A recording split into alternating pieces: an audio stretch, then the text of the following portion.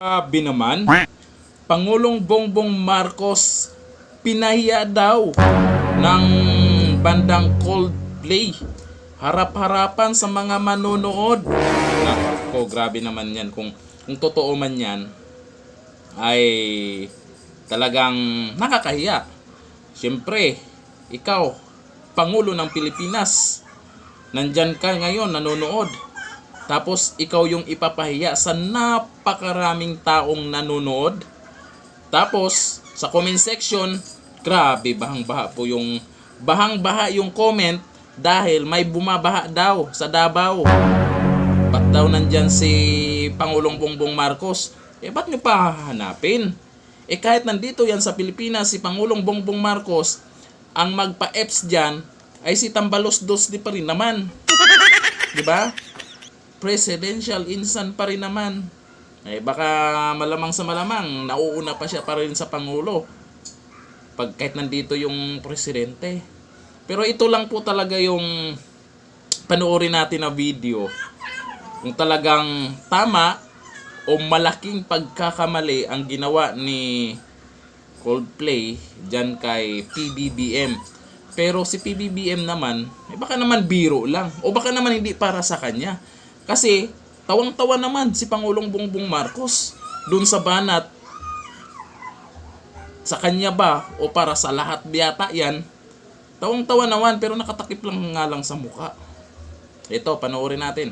At kayo na pong bahalang umusga kung pinahiya nga ba si Pangulong Bongbong Marcos o hindi naman pala sa kanya yan or para sa lahat yan.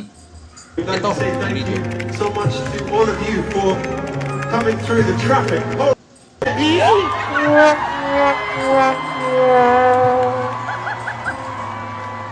I think, we've seen some traffic, but I think you have the #1 in the world.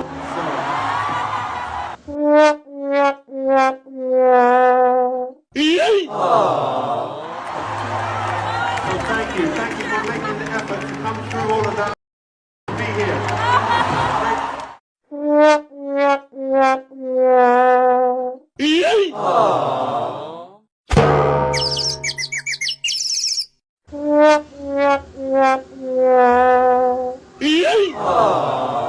Oh, ano sa tingin nyo? Ano ang pagkaintindi nyo sa mga banat po dyan? Para ba kay Pangulong Bongbong Marcos? Or para sa lahat po yun? Hindi po para kay Pangulong Bongbong Marcos. Kasi yung nag-post po dyan, marami po kumakalat na po yan sa TikTok yung video na yan. Sabi, pinahiya daw si PBBM.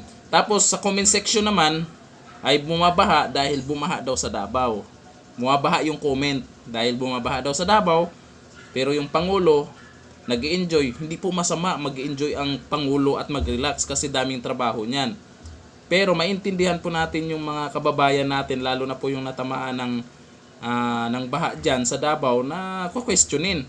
Walang problema po yan. Sa totoo lang walang problema sa Pangulo yan kung gumagalaw naman yung ahensya.